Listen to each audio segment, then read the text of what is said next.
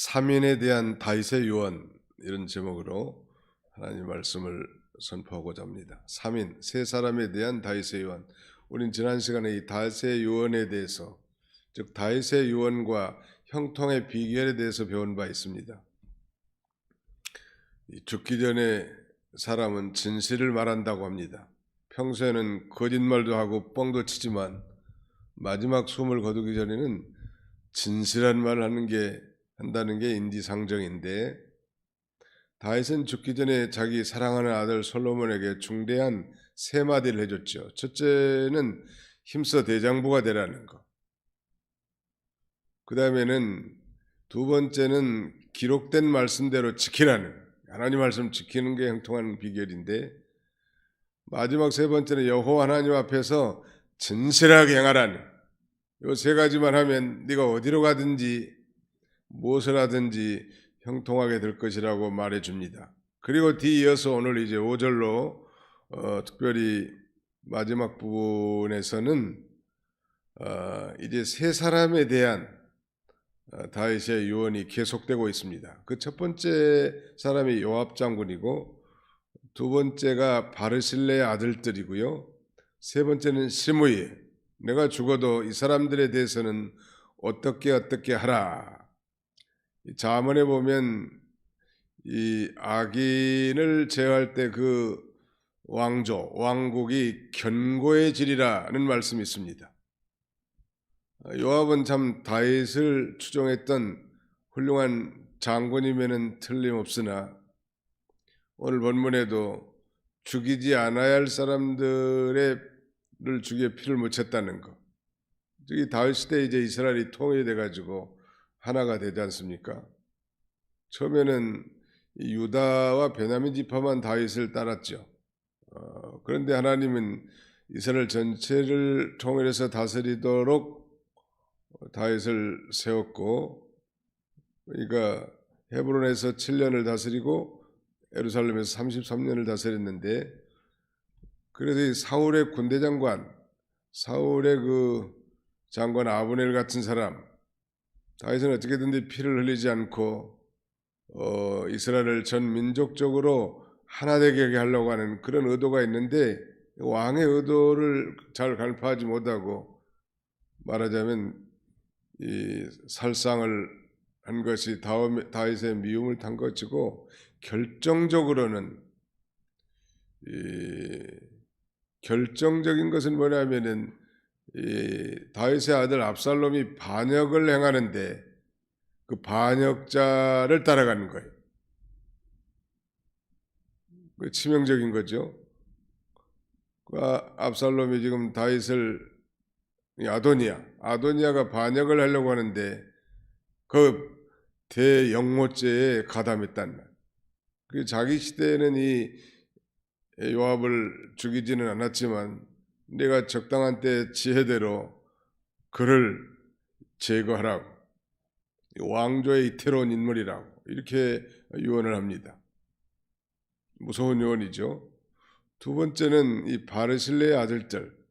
이 바르실레의 아들들은 과거에 다윗이 압살롬의 반역을 피해서 피난 갔을 때 길르앗에 사는 이 부자 바르실레가 다윗을 물질적으로 잘 공개한 모양, 의인이 고난당할 때 도와준 사람, 하나님의 사람을 도와주는 사람, 이런 사람에 대해서 다윗은 끝까지 그 은혜를 잊지 않고 그 바르실레의 아들들까지도 왕의 식탁에서 함께 먹을 수 있는 그런 그 존귀한 자리에 세워지라고 아들 솔로몬에게 유언합니다. 그것이 하나님의 마음이죠. 마지막 세 번째는 이제 시므이. 이 시므이도 마찬가지. 다윗의 압살롬의 반역, 쿠데타를 피해서 멀리 피난 갈 때 이 시므이는 다윗을 저주한 인물이에요. 비루한 자여 가거라 하면서 그렇게 저주한 인물인데, 다윗이 다시 이제 압살롬의 반역이 진정되고 예루살렘으로 돌아올 때 가장 먼저 다윗 앞에 무릎을 꿇고 엎드려 아부를 떱니다. 진정한 회개가 아니라 자기 목숨을 구하기 위한 이 기회주의자를 적당한 때에 처치하라는 것이 아버지 다윗의 유언이요. 참 무서운 일이죠. 그러니까 행한 대로 보응을 받는다는 원칙이 성경에 언급되어 있습니다. 하나님은 사랑의 하나님이시지만 공의의 하나님이십니다. 그러므로 하나님의 공의가 어긋날 때는 하나님께서 무서운 징계와 징벌을 내리시죠. 특별히 구약 성경에는 많은 사람들을 살상하는 그런 잔인한 내용들이 많이 기록되어 있는데 역시 하나님의 공의에 입각한 내용이에요. 오늘 다윗이 이 아들 솔로몬이 형통한 비결에 대해서 유언한 다음에는 왕국의 견고함을 위해서 이제 그 세 사람에 대해서 유언하는 거예요. 요압도 마찬가지. 요압과 바르실레의 아들들, 그리고 시므이에 대해서 이렇게 하라, 이렇게 유언한 것입니다. 구약의 이스라엘은 오늘날 교회와 같습니다. 교회도 악인을 제거해야 교회가 든든히 서나가는 것. 예수를 믿지 않고 말하자면 하나님을 거스리는 행동한 사람들, 비진리를 퍼뜨리는 이단자들, 자기의 본색을 드러내지 않고 보호색을 나타내면서 교회에 손해 준 자들, 이런 자들 잘 분별해야 교회가 견고하게 나가는 것. 가만히 들어온 이단들로 인해서 교회가 풍비박산이 된 일들은 종종 있단 말. 전인가 말씀드렸지만 이 양 99마리가 이리 한 마리를 해내지 못한다는 거 아니에요?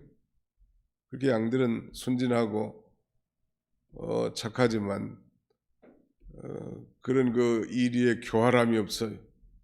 그러니까 지는 거예요. 그러나 양들이 똘똘 뭉치면 그 이리 한 마리 왜 물리치지 못하겠냐는 말이에요.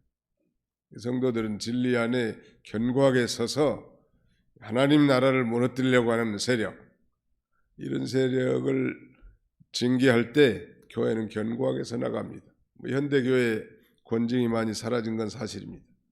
그러나 참교의 징표 세 가지는 우리가 배운 대로, 첫째는 하나님의 말씀이 신실하게 선포되고, 두 번째는 권징이 부지런히 실시될 뿐만 아니라 세 번째는 세례와 성찬, 성례전이 실시되는 교회가 참 교회다, 이렇게 가르치고 우리가 배운 바 있죠.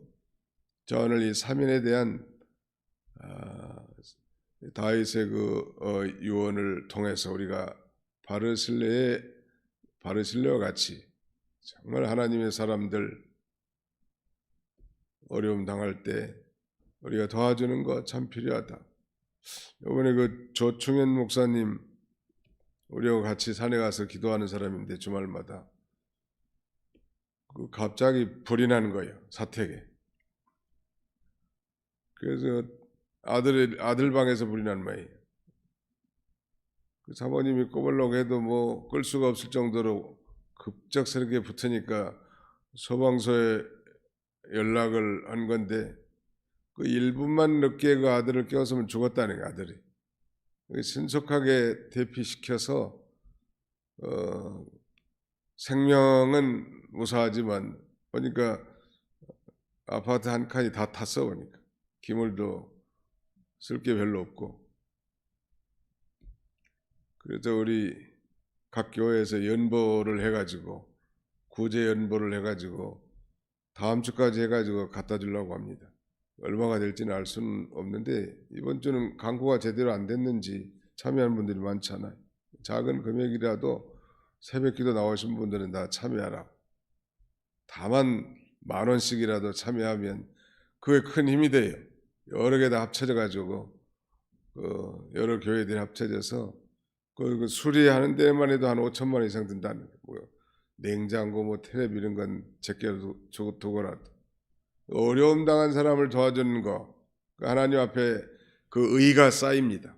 하나님이 인정한단 말이에요. 그 의를 영원히 남아있는 일이에요. 그 일은 자식들에게 유산 남겨준 건 영원히 남아있는 일은 아니지만 하나님 나라와 영광을 위해서 쓰는 일은, 또 봉사하고 희생하는 일은 영원히 남아있는 일. 하나님 앞에 가서 우리 바르실레라는 사람이 길르앗 사는데 부자인 모양이에요. 그 다윗이 압살롬의 쿠데타를 만나서 어려운 가운데 있을 때 다윗과 그 종자들을 그 아들을 잘 물질로 도와줬는데, 다윗은 늙어 노쇠해가지고 이제 죽기 임박했지만 그 사실을 기억하면서 차기 왕위를 이을 솔로몬에게 이 바르실레 그 아들들을 잘 왕의 식탁에서 먹게 존귀하게 인정해주고 도와달라고 이렇게 호소합니다. 이거 보면 우리 하나님께서는 이 의인에게 냉수 한 잔이라도 공개하는 자의 상을 결코 잃지 않겠다고 했는데 다 기억하시고 하나님이 이 상으로 갚아주시는 하나님이십니다. 이런 복된 성도들이 다 되시기를 주님의 이름으로 축원합니다. 기도하겠습니다. 살아계신 우리 아버지 하나님께서 오늘 새벽에도 저희를 주의 전으로 인도해 주시고, 먼저는 다윗이 솔로몬에게 형통의 비결에 대해서 유언을 통하여 말한 것처럼 이 남자답게 강건하라고, 힘써 대장부가 되라고 말할 뿐만 아니라 하나님 말씀 기록된 대로 잘 지키고, 또 여호와 하나님 아버지 앞에서 진실하게 행하라고, 그리하면 어디를 가든지 무엇을 하든지 형통할 것이라고 유언한 다음에 이 세 사람에 대한 이 유언을 아들에게 이 부탁함으로 왕국이 견고하도록 이렇게 가르쳐줬던 것처럼 우리에게 맡겨진 이 교회가 참으로 견고하게 세워져 나갈 수 있도록 우리가 늘 힘쓰게 해주시고, 특별히 바르실레와 같이 어려움을 당한 하나님의 사람들을 돕는 것을 결코 하나님은 잊지 아니하시고 반드시 그 자녀손들, 후손들 대대로 복을 받게 하신다는 이 놀라운 사실을 잊지 아니하고, 우리가 정말 이 급박한 위기와 또 어려움을 당한 자가 곧 우리의 이웃이라 했사오니, 이웃의 어려움을 보고 지나치는 자들이 아니라 진정으로 손을 내미는 그런 성숙한 그리스도인들이 다 되도록 우리 하나님이 함께해 주시기를 간절히 바라옵고 합니다. 한번 이제 설 명절에 우리 온 가족들이 모여서 하나님을 예배하며 하나님 앞에 찬송하며 참으로 교제하는 아름다운 이 명절이 되도록 하나님께서 각 가정들을 축복해 주시옵소서. 예수님의 이름으로 기도하옵나이다. 아멘.